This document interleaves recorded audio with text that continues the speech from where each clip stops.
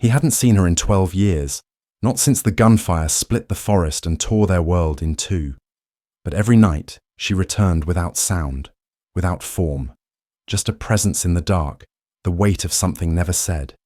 Her eyes haunted his dreams. Her absence lived louder than her presence ever did, and though time moved forward, his heart stayed behind, trapped in the jungle's breath and the echo of her gaze, until one day a flicker on a screen, a wounded mother, a dying child, and eyes that pierced through pixels and years and pain, and suddenly everything stopped, because something in him remembered something in her called.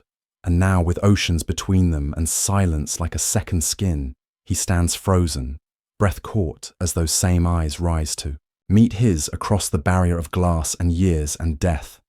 And the world falls away as two souls remember what the world tried to erase. He wakes each day before the city does not, because he must, but because his body remembers something it no longer has. The kettle hums, the same way the jungle wind once did. Soft, low, constant, his hands move automatically, grinding coffee, arranging the same worn sketchbook on the table. Though he hasn't drawn in years, the pages remain untouched, yet open, as if waiting. The apartment is quiet, filled with little artifacts of a life once shared.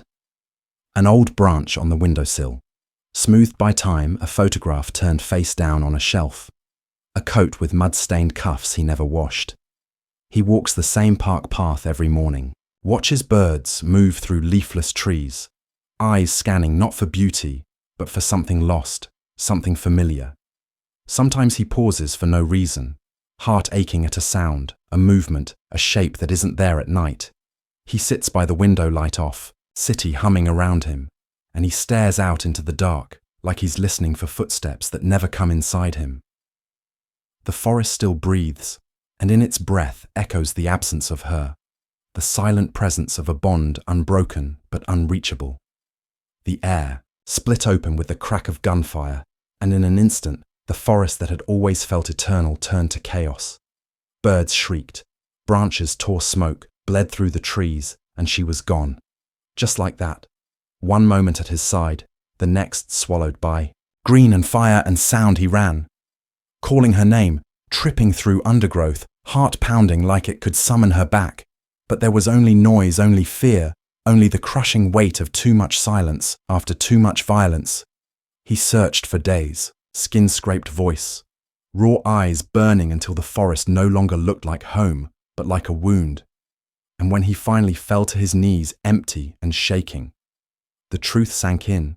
She was lost to him, and something inside him broke from that moment. The world, dulled color faded into grey, sound turned thin. He returned to the city, but never truly arrived. Moved through days like a shadow declined calls. Ignored friends, closed windows to keep out the noise of life. The sketchbook gathered dust.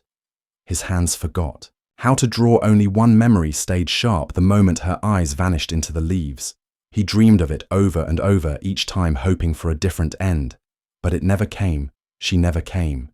The years piled up quiet, heavier silence that didn't just surround him.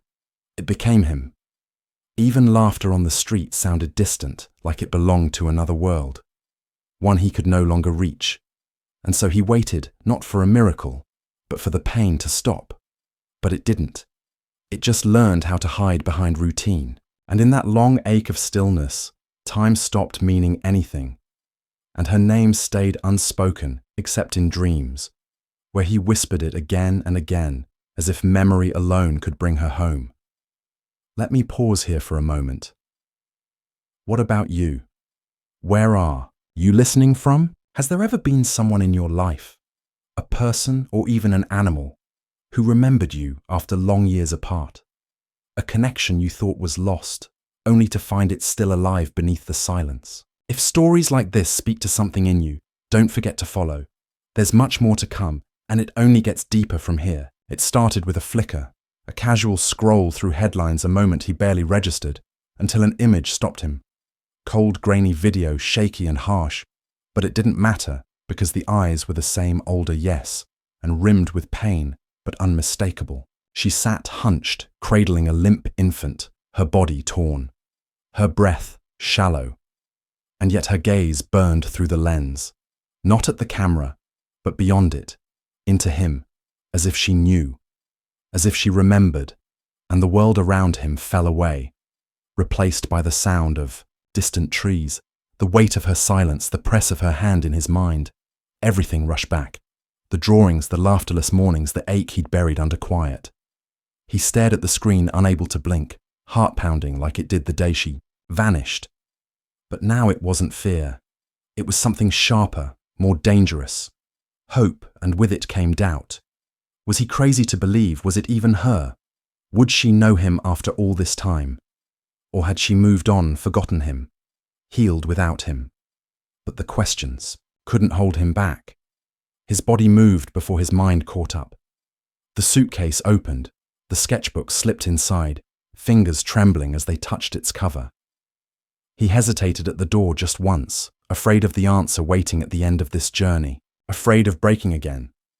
But something deeper pulled him forward, something older than pain, stronger than fear. A name he hadn't said aloud in years, passed his lips like prayer. Nia. And this time, he wasn't searching the forest. He was following a call, a thread that had never truly snapped, only faded, now glowing again, faint but real. And he had to know, had to see, had to stand in front of her one more time, even if she turned away, even if she'd forgotten, because if there was even the smallest chance that something in her remembered him too, he could not stay behind, not anymore. The air was thick with stillness as Elias stepped into the sanctuary. Not the stillness of peace, but the kind that holds breath back, waiting, afraid to disturb whatever fragile thing might exist here. His footsteps echoed too loudly on the concrete. His heartbeat louder still. He stopped at the edge of the enclosure, hands clenched by his sides, afraid to move, afraid to break the moment before it began. She was there, across the space, perched low in the grass. Her back turned slow, deep breaths rising and falling, her body marked with time, her fur uneven, her shoulder scarred, and for a moment he didn't breathe. Then she shifted something in the air, changed a weight, a pull. She turned slowly, eyes, scanning, not searching, just being until they found him and stopped. No recognition yet, just stillness. But the kind that watches, he didn't move. Didn't speak, just let her look as if the years between them were being measured. In silence, her gaze moved over him, cautious, unsure. Then she stepped closer, one foot, then another. Slow, heavy movements like memory returning to the body. She paused just before the glass lifted her head slightly. Eyes locked with his, and in them, something flickered, not thought, not certainty, but a feeling like a note struck long ago, still vibrating in the quiet. She tilted her head, just so, the way she used to when he spoke without sound and his breath caught.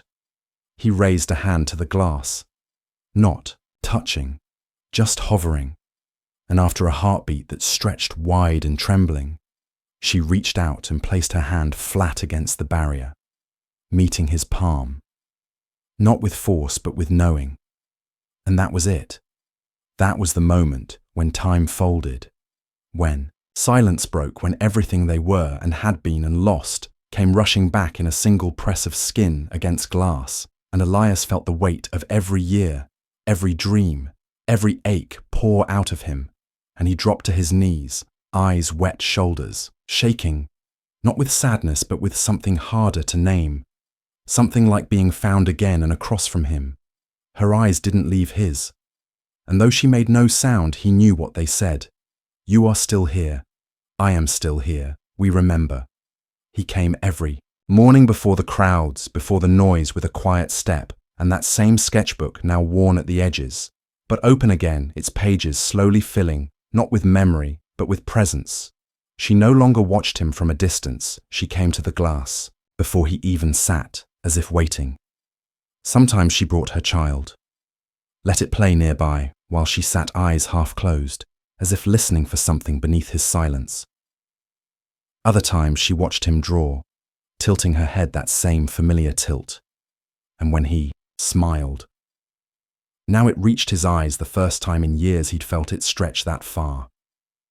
One morning she pressed her forehead to the glass, and he answered with his hand, and something inside both of them softened.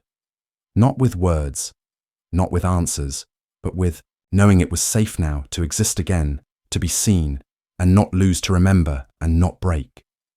He stopped waking from dreams of gunfire and started waking for her, and she stopped flinching at footsteps and started leaning into light. Her scars didn't fade, but they changed, became part of the landscape, not the wound, and slowly they began to meet. In the middle of their silences, a breath shared. A gaze held a pause. Where trust returned day by day, they stitched back the invisible thread between them.